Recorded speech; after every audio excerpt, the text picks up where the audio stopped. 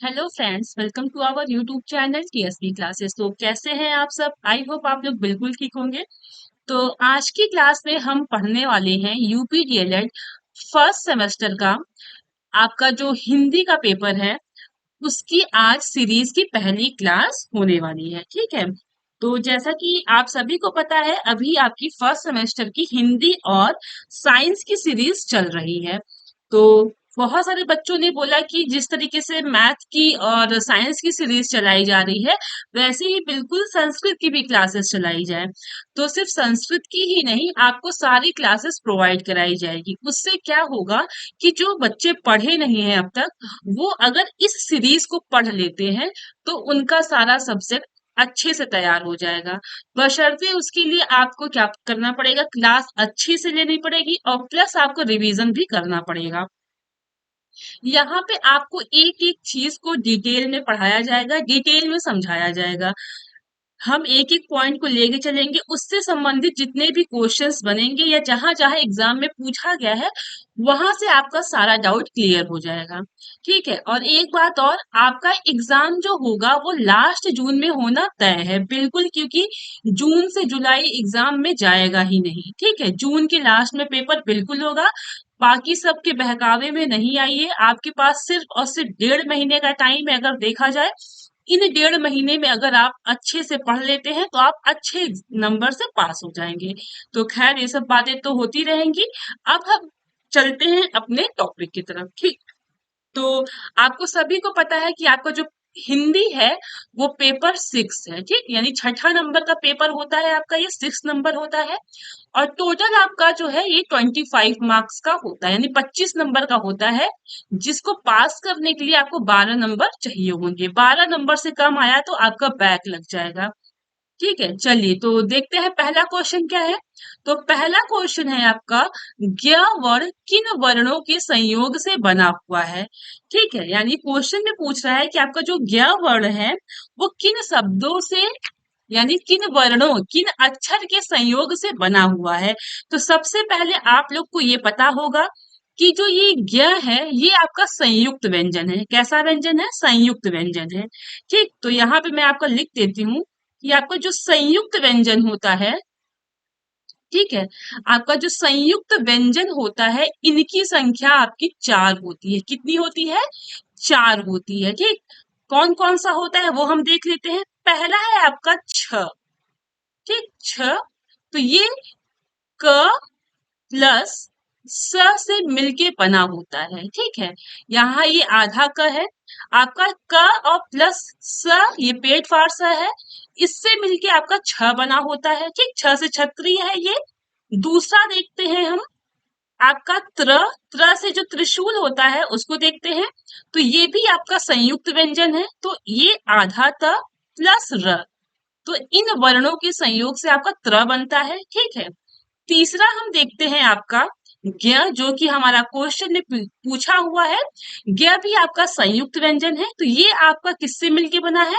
आधा ज प्लस य से मिलके बना हुआ है। ठीक है।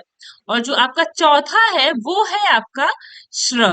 ठीक, ये छ से छत्री वाला है और ये आपका स्र से श्रमिक वाला है। ठीक, आपका जो ये स्र से श्रमिक वाला है ये आपका शीटीश, यानी आधा जो शीटीश है प्लस र, इससे मिलके बना हुआ है। ये जो हलंत लगता है ना, इसका मतलब है कि आधा। ठीक, तो समझ में आया। आपका जो ज्ञ वर्ण है वो किन वर्णों के संयोग से बना है? तो ज प्लस य से मिलके बना हुआ है। और यहाँ से हमारा एक क्वेश्चन और बनता है कि आपका जो संयुक्त व्यंजन है उनकी संख्या कितनी है? तो उनकी संख्या आपकी 4 है। ठीक है, आपका छ, त्र, ज्ञ और श्र, ये आपका 4 संयुक्त व्यंजन है। आप अपना सीरीज लेके बैठिए और वहीं पे नोट्स बनाने का टाइम तो है नहीं, पेंसिल से ही वहीं पे आपका ऐसे स्पेस होगा, वहीं पे आप क्वेश्चन के पास ही लिखते जाएंगे। इससे क्या होगा ना कि आपको साथ ही साथ कम टाइम में ज्यादा चीजें कवर करने को मिलेंगी, है ना। चलिए आगे देखते हैं। और एक चीज और ध्यान रखिएगा, एग्जाम में सेम बिल्कुल एक जैसा ऑप्शन देगा तो वहां आप गलती कर सकते हैं। तो वहां पे ध्यान देना है, ज प्लस इ भी है, ज प्लस इ भी है। यहाँ पे टिक किए तो 1 नंबर गया। ध्यान देना है कि यहाँ ज ज के नीचे जहां हलंत लगा रहेगा वही आपका आंसर सही होगा। ठीक, चलिए देखते हैं। तो ज्ञ वर्ण के किन वर्णों के संयोग से बना है? आपके ज प्लस इया से। आपके संयुक्त व्यंजन कितना होता है? 4 होता है। ठीक, चलिए आगे देखते हैं अब हम। दूसरा क्वेश्चन है आपका, अशुद्ध वर्तनी वाले शब्दों का चयन कीजिए। तो इसमें जो अशुद्ध है यानी इसमें जो गलत है उन शब्दों को हमें चुनना है। ठीक, तो आपका अत्युत्तम, अभ्युदय और अन्वय ये आपका सही है। आपका जो ये अत्याधिक है यही आपका अशुद्ध है। ये आपका ना जो सीरीज दिया है वहां पे ये आंसर गलत दिया हुआ है। वहां पे अत्युत्तम को सही बताया गया है जबकि वो बिल्कुल गलत है। ठीक, आपका जो है अत्युत्तम इसी तरीके से लिखाएगा, अभ्युदय सेम ऐसे लिखाएगा, अन्वय सेम ऐसे लिखाएगा, जबकि आपका अत्याधिक नहीं होता है, अत्यधिक होता है। ठीक, क्या होता है आपका? अत्यधिक होता है। ठीक है, अत्यधिक होता है। यहाँ पे य में आ की मात्रा नहीं होगी। ये जो आपकी मात्रा है ये आपका नहीं होगा। ठीक, ये भी आपका 2019 में पूछा है, ये भी आपका 2019 में पूछा है। देखिएगा एक बात और चीज है, आपको अभी पुरानी सीरीज से कराया जा रहा है। ठीक, उसका रीजन ये है कि आपको ज्यादा से ज्यादा क्वेश्चंस मिल पाएंगे। आप अगर जो अभी इस टाइम का 2024 के संस्करण का अगर जो बच्चा लिया होगा सीरीज, उसको पता होगा कि उसमें 2023 से लेके 2018 तक के ही क्वेश्चन सिर्फ दिए हुए हैं। ठीक, और जो हमारा ये वाला संस्करण है पुराना वाला, यहाँ पे आपको 2019 से क्वेश्चन मिलेंगे, 16 के मिलेंगे, ठीक, 17 के मिलेंगे, 15 के मिलेंगे। इससे क्या होगा कि ज्यादा से ज्यादा क्वेश्चन आप लोगों को मिलेगा। ये आपका सीरीज मई के लास्ट तक आपका 8 का 8वां सब्जेक्ट पुरानी वाली सीरीज कंप्लीट हो जाएगी। फिर जून के फर्स्ट डे से ही आपको 2024 का जो संस्करण अभी आया है आपका सीरीज, उससे क्वेश्चन कराया जाएगा। ठीक, कोई बकवास नहीं करनी है, बस मेन मेन पॉइंट हम डिस्कस करेंगे क्योंकि अब टाइम बहुत ही बहुमूल्य है और टाइम को बिल्कुल ही वेस्ट नहीं करना है। ठीक, देखते हैं तीसरा क्वेश्चन है आपका, जल शब्द में समाहित स्वर वर्ण है, यानी पूछ रहा है कि जल में कौन सा जो है स्वर है। ठीक, यानी आपके जल शब्द में कौन सा समाहित यानी किस कौन सा शब्द इसमें समाहित है, वो भी स्वर में। ठीक है, तो आप सभी को पता है कि जल जो होता है वो कैसे बना है। आपका जो ज है वो इसका पूर्ण रूप ये है। ठीक, व्यंजन में क्या होता है, आपके स्वरों की सहायता से व्यंजन लिखा जाता है, ये आप सभी को पता है। तो ये आपका क्या है? ज है। ठीक है, देखिएगा ज प्लस अ यानी ये आपका क्या हुआ? ज हुआ। फिर आपका ल प्लस अ, तो ये आपका ल हुआ, जल। तो यहाँ पे कौन सा स्वर है? आपका यहाँ पे अस्वर है। कौन सा स्वर है? अस्वर है। तो यहाँ पे ऑप्शन ब सही होगा, यानी जल शब्द में आपका जो समाहित स्वर वर्ण है वो अ है। ठीक, चलिए आगे देखते हैं। कलम पकड़ने की सही विधि है, तो आपका जो कलम पकड़ने की जो सही विधि है वो आपका जो है क्या है कि पहली और दूसरी उंगली के बीच में कलम रख कर अंगूठे से पकड़ना। हालांकि बहुत सारे बच्चे अपने सुविधा के अनुसार पेन को पकड़ते हैं, लेकिन अगर आप लोगों ने हिंदी पढ़ा होगा तो वहां पे बैठने कैसे बैठ के लिखते हैं, कलम कैसे पकड़ते हैं ताकि हमारी लेखनी सुंदर हो, है ना। तो उसमें क्या है आपका कि दो उंगली से पेन को पकड़ना है, फिर अंगूठे की मदद से जो है फिर लिखना है। ठीक, पहली और दूसरी उंगली के बीच में हम कलम रखकर अंगूठे से पकड़ के तब लिखते हैं। ये आपका कलम पकड़ने की सही विधि है। ठीक है, चलिए आगे देखते हैं। तो इसमें क्वेश्चन पूछा है किन वर्णों को अर्ध स्वर कहा जाता है। तो यहाँ पे ध्यान दीजिएगा, आपका जो अर्ध स्वर है ना उसकी संख्या आपकी 2 है। कितनी है? 2 है। और आपका य और व, ठीक, य और व जो होता है वो अर्ध स्वर है। अब समझिएगा इनको अर्ध स्वर क्यों कहा जाता है।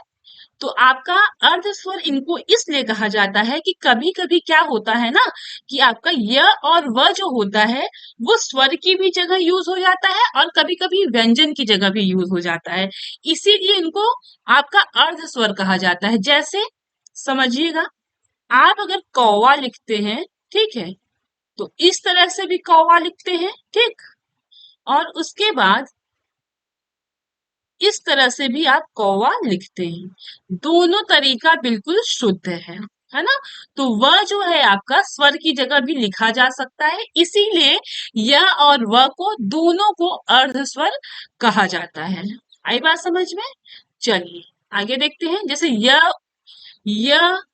ठीक, को ए भी लिख सकते हैं। जैसे कोई ऐसा होता है, अभी एग्जैक्ट आप याद नहीं आ रहा है, आप कमेंट के थ्रू बताइएगा कि य से यह कौन सा है कि जहां पे आपका जैसे अ यूज हुआ है और उसकी जगह व यूज होता है, वैसे सेम य की जगह आपका जो है अदर स्वर यूज होता है, ठीक।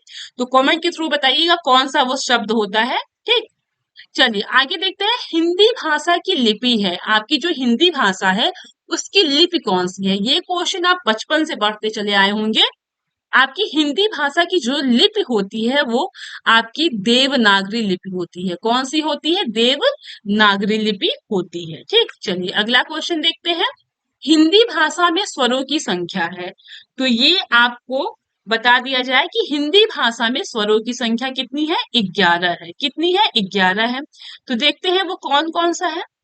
11 है, इस तरह से समझेंगे क्योंकि क्वेश्चन आगे बनेगा, तो जो बच्चा यहाँ अच्छे से समझेगा वो आगे के क्वेश्चन आसानी से कर लेगा, ठीक है। थोड़े तो 30-30 क्वेश्चन करेंगे और समझते हुए करेंगे। 15 दिन में आपका हिंदी खत्म हो जाएगा और संस्कृत भी खत्म हो जाएगा, ठीक। चलिए देखते हैं। हिंदी में स्वरों की संख्या आपकी 11 है, ठीक। इसमें से आपका हर्ष स्वर होता है, ठीक। हर्ष स्वर, इसको आपका मूल स्वर भी कहा जाता है, ठीक। हर्ष यानी छोटा, तो छोटा में आएगा कौन कौन सा? आपका छोटा अ आएगा, ठीक।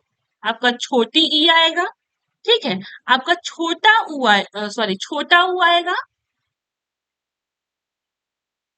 ठीक है। छोटा ऊ आएगा और आपका आएगा री।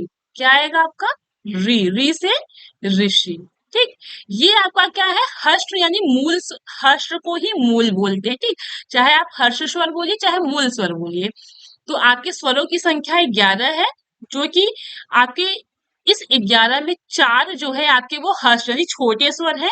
आपका छोटा आ, छोटी ई, छोटा उ, री, ठीक। और आपके बाकी जो 7 बचे वो आपके दीर्घ स्वर में आएंगे। किस में आएंगे? आपके दीर्घ स्वर में आएंगे, ठीक है। दीर्घ स्वर, अब दीर्घ स्वर कौन सा होगा? बाकी जो बचा है बड़ा आ, ठीक है, बड़ी ई, ठीक, बड़ा उ, ए, ए, ओ और आपका आया औ, ठीक। ये आपका क्या है? दीर्घ स्वर है। आपकी हिंदी भाषा में टोटल स्वरों की संख्या 11 है।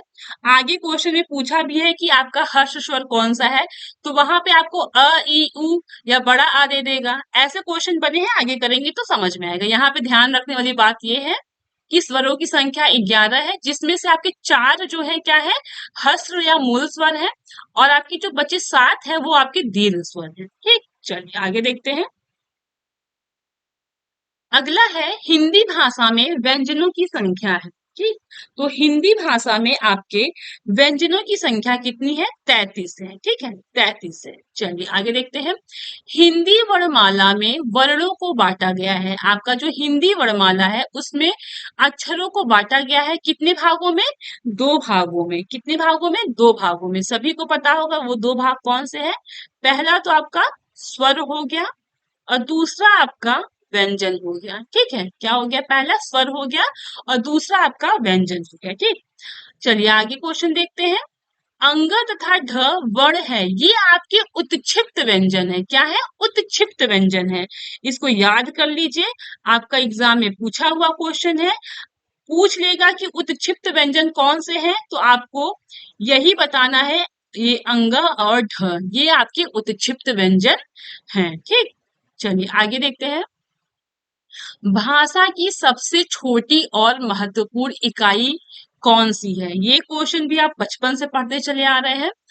यहाँ पे जो है भाषा की जो सबसे छोटी और सबसे जरूरी इकाई है वो आपकी क्या है? ध्वनि है। क्यों?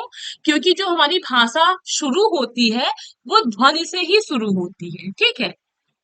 आई बात समझ में? तो भाषा की सबसे छोटी और महत्वपूर्ण इकाई वो आपकी ध्वनि है, ठीक।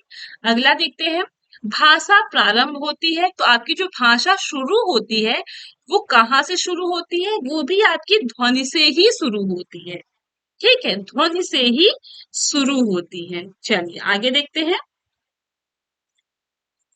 13वां क्वेश्चन है, भाषा अभिव्यक्ति के साधन है। तो आपका जो भाषा है उसका अभिव्यक्ति का साधन क्या है? तो पहले तो समझिएगा अभिव्यक्ति क्या होता है। तो अभिव्यक्ति का मतलब होता है ना कि अपनी बातों को, अपनी विचारों को बताना या किसी से कहना या प्रकट करना। तो जो हमारा भाषा है उसको हम कैसे प्रकट करते हैं? बोलकर, लिखकर, पढ़कर, सुनकर, है ना? अपनी बातों को कैसे हम प्रकट करते हैं? तो वही कहा जा रहा है कि आपका जो भाषा की अभिव्यक्ति है उसके साधन क्या है? तो आपका बोलकर है, सुनकर है, लिखकर और पढ़कर है, यानी आपके स वाला होगा, यानी चारों ऑप्शन सही है, ठीक। चलिए आगे देखते हैं, वर्ण ब का उच्चारण स्थान है, ठीक। तो आपका जो ये ब है इसका उच्चारण स्थान पूछ रहा है। तो आप सभी को मैंने पढ़ा रखा है फर्स्ट सेमेस्टर की क्लास में कि आपका जो क वर्ग होता है, ठीक है, क वर्ग, फिर आपका आया च वर्ग, ठीक है, फिर आपका आया ट वर्ग, फिर आपका आया त से तरबूज वाला, त वर्ग, फिर आपका आया प वर्ग, ठीक। क्या आया आपका प वर्ग, ठीक है। तो क वर्ग आपका क्या होता है? इसका उच्चारण, क वर्ग का उच्चारण क्या होता है? कंठ होता है, ठीक। क्या होता है आपका? कंठ होता है। च वर्ग का क्या होता है?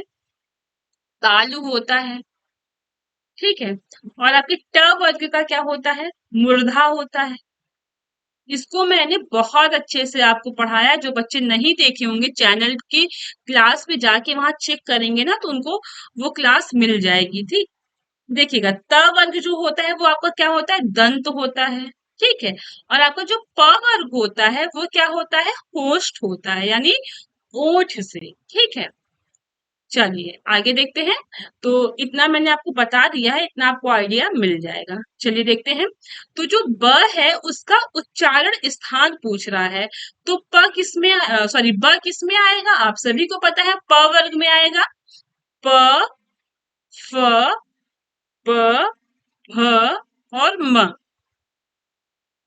आप इनको बोलिए, प, फ, ब, भ, म बोलेंगे जब, तो आपको खुद पता चलेगा कि आपके जो दोनों होंठ है वो एक दूसरे को टच कर रहे हैं, है ना? तो इसका जो उच्चारण स्थान है वो क्या है? होस्ट है। ओठ के द्वारा ब का उच्चारण स्थान किया जाता है। आई बात समझ में? चलिए आगे क्वेश्चन देखते हैं, 15वां है, निम्न में से कौन अंतस्थ व्यंजन है? आपका अंतस्थ व्यंजन कौन सा है? तो देखिएगा, अंतस्थ व्यंजनों की संख्या आपकी 4 होती है। कितनी होती है? 4 होती है। आपका य, र, ल और व, ठीक है। यहाँ पे क्वेश्चन दिया है कि निम्न में से कौन अंतस्थ व्यंजन वर्ण नहीं है, यहाँ पे पूछा नहीं है। तो आपका 4 होता है, य, र, ल और व, ये 4 व्यंजन आपकी कैसे हैं? अंतस्थ व्यंजन है, ठीक।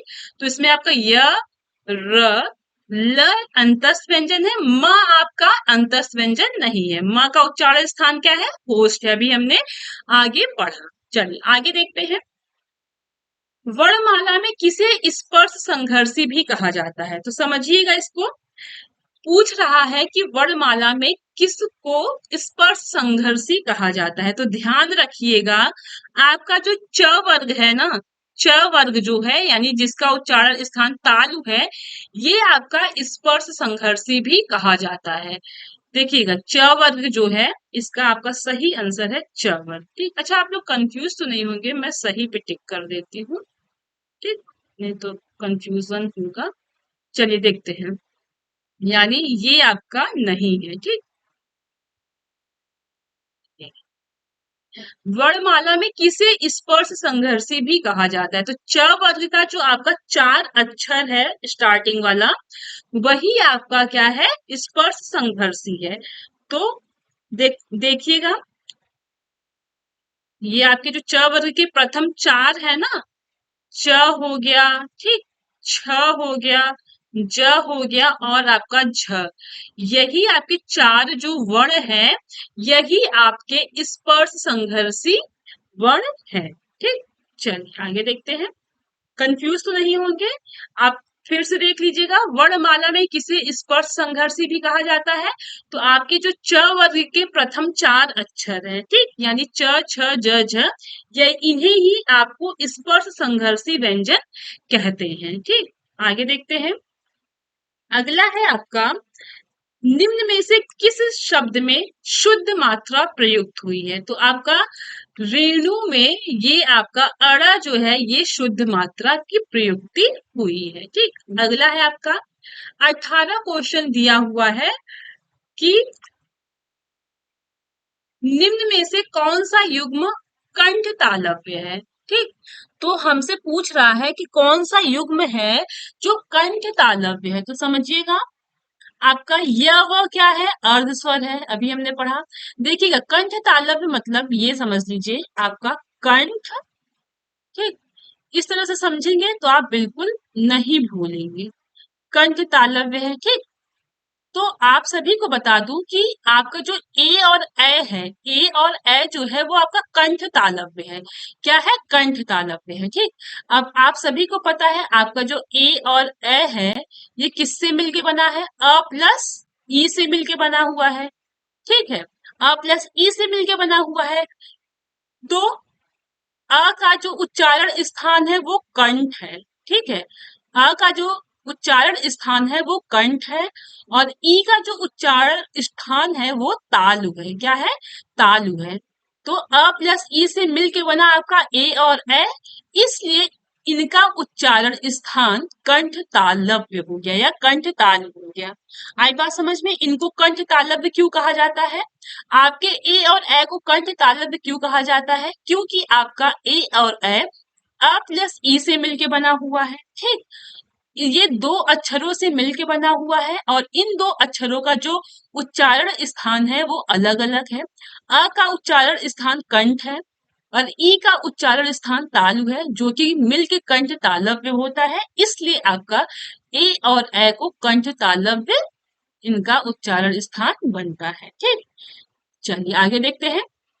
सेम वही चीज है आपका औ का उच्चारण स्थान। ठीक, जैसे कि अगर आप लोग को जो बच्चे क्लास लिए होंगे, जो बच्चे पढ़े हैं उनको तो समझ में आएगा, जो बच्चे फर्स्ट टाइम अगर पढ़ रहे हैं और उनको उच्चारण उच्चारण स्थान में समस्या आ रही है, तो वो एक बार कमेंट के थ्रू बता देंगे, तो मैं उनको स्पेशली उच्चारण स्थान की एक क्लास करा के उनको अच्छे से समझा दूंगी। ठीक, वर्णमाला का एक प्रॉपर क्लास लेके आप सभी को अच्छे से समझा दिया जाएगा, क्योंकि वर्णमाला से बहुत सारे क्वेश्चंस पूछे जाते हैं। आई बात समझ में, चलिए आगे का क्वेश्चन देखते हैं। अ का उच्चारण स्थान है, आपका जो अ है उसका उच्चारण स्थान क्या है, तो अ का उच्चारण स्थान कंठोष्ठ है। क्या है, कंठोष्ठ है। सेम वही प्रोसेस है, ए और ए का उच्चारण स्थान कंठ तालव्य था, और अ का उच्चारण स्थान कंठोष्ठ है। अब कैसे हुआ आपका, तो ओ हो चाहे आपका औ हो, ठीक, दोनों का जो है कंठोष्ठ होता है। आपका जो ओ और अ है ना, ये आपका अ प्लस उ से मिलके बना हुआ है। किससे, अ प्लस उ से मिलके बना हुआ है। तो अ का जो उच्चारण स्थान है वो क्या है, कंठ है, और उ का जो उच्चारण स्थान है वो ओष्ठ है। क्या है, ओष्ठ है। ठीक है, तो इसलिए ये क्या हो गया, आपका मिलके कंठोष्ठ हो गया, इसलिए आपका ओ और अ का उच्चारण स्थान कंठोष्ठ हुआ। क्या हुआ, कंठोष्ठ हुआ। ठीक, चलिए आगे देखते हैं। निम्न में से कौन स्पर्श संघर्षी है, अभी पीछे आपको बताया गया, तो आपको सभी को पता है कि आपका स्पर्श संघर्षी कौन सा है, आपका च वर्ग का प्रथम चार अक्षर, यानी च छ ज और झ, ये आपका क्या है, स्पर्श संघर्षी व्यंजन है। ठीक, चलिए आगे देखते हैं। व का उच्चारण स्थान है, तो आपका जो व है इसका उच्चारण स्थान दंतोष्ठ है। क्या है, दंतोष्ठ है। व आप बोलेंगे, व का उच्चारण स्थान करेंगे, जब व बोलेंगे ना तो आपका दांत से ही जीभ टंग होगा और ओष्ठ भी टच होगा। तो व का उच्चारण स्थान आपका दंतौष्ठ है। ठीक, चलिए आगे देखते हैं। फ का उच्चारण स्थान क्या है? तो अभी हम लोगों ने पढ़ा था, यहाँ पे देख लीजिए, आपका क वर्ग का कंठ होगा, च वर्ग तालु होगा, त वर्ग मूर्धा, त वर्ग दंत और प वर्ग आपका ओष्ठ होगा, है ना। तो आपका फ किस में आता है? प वर्ग में ही तो आता है। प, फ, है ना, ब, भ, म। तो आपका फ पूछ रहा है, तो प वर्ग आपका क्या है? ओष्ठ है, ओष्ठ है। तो फ का उच्चारण स्थान क्या होगा? ओष्ठ होगा। ठीक, चलिए आगे देखते हैं। निम्न में से कौन सा ऊष्म व्यंजन नहीं है? तो ऊष्म व्यंजन की संख्या कितनी होती है? आपकी 4 होती है, ये बात भी ध्यान रखिएगा। ठीक, तो इसमें नहीं पूछा है। तो आपकी सीटी वाला श, सादा श, पेट फाड़ स, ये आपके क्या है? ऊष्म व्यंजन है, लेकिन र आपका ऊष्म व्यंजन नहीं है। ठीक,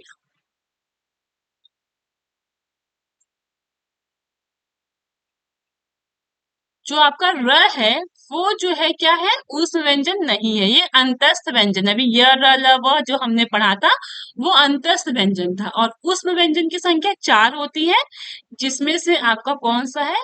श, सादा श, ठीक है, ये पेट फाड़ स, और आपका ये हुआ ह। ठीक, ये आपका क्या है? ऊष्म व्यंजन है। ठीक, चलिए आगे देखते हैं। निम्न में से कौन सा सही है? तो देखिएगा, ठ, ढ का को वर्णमाला में स्थान प्राप्त है? बिल्कुल नहीं, ये ढ अलग है। अभी जो हमने उत्क्षिप्त व्यंजन पढ़ा था, ठीक, ये और आपका ये हमने उत्क्षिप्त व्यंजन जो पढ़ा था ना, इनको वर्णमाला में स्थान प्राप्त नहीं है। ठीक, पहला और तीसरा वर्ण महाप्राण है। देखिए यहाँ पे अगर मैं आपको समझाऊंगी, तो आपको जो है ना बाउंस करेगा। तो इस वजह से मैं क्या करती हूँ कि आप लोगों को एक वर्णमाला की क्लास प्रॉपर फिर से करा देती हूँ। ठीक, जो बच्चा नहीं किया है या जो बच्चा करना चाहता है, वो चैनल की प्लेलिस्ट पे जाएगा, वहां पे उसको क्लास मिल जाएगी। या बच्चा जो चाहता है कि अभी क्लास करा दिया जाए, तो कमेंट करिएगा, हम क्लास करा देंगे। क्योंकि वहां पे महाप्राण, अल्प प्राण, ठीक, और आपकी बहुत सारी चीजें अभी बनेंगे, समवृत, अर्धवृत ना, तो वहां पे आपको चीजें अच्छे से समझाना पड़ेगा। तो देखते हैं कौन सा सही है, पूछा है तो देख लीजिएगा। आपका जो च, छ, ज, झ है, वो स्पर्श संघर्षी, अभी हम लोगों ने पढ़ा था, ये क्या है? आपके स्पर्श संघर्षी है। और य, र, ल, व क्या आपका ऊष्म वर्ण है? बिल्कुल नहीं, आपका ये य, र, ल, व अंतस्थ व्यंजन है। ऊष्म वर्ण कौन से है? तीनों श और ह आपके क्या है? ऊष्म व्यंजन है। ठीक, चलिए आगे देखते हैं। निम्न में से कौन सही शब्द है? तो इसमें से जो आपका सही वर्तनी है, वो है आपका परीक्षा। ये क्या है? आपका सही शब्द है। चलिए आगे देखते हैं। उपकार का विलोम। तो देखिएगा, उपकार का विलोम पूछा है, तो उपकार का जो विलोम होता है, वो होता है आपका अपकार होता है। क्या होता है? अपकार होता है। विलोम मिस तो पता ही है ना, उल्टा। चलिए देखते हैं, आगे समझ लीजिएगा। अ, ये भी आगे देखते हुए चलेंगे। आपका जो निंदा है ना, निंदा का जो विलोम होता है, वो होता है स्तुति। ठीक, क्या होता है आपका? स्तुति। ठीक है, स्तुति। अरे एक मिनट रुकिएगा, लिखा नहीं जा रहा है इसमें, वेट। चलिए देखते हैं, फिर से समझते हैं। आपका जो निंदा है ना, इसका जो विलोम बनेगा, वो क्या बने? क्या है इसका विलोम? स्तुति। ठीक है, स्तुति।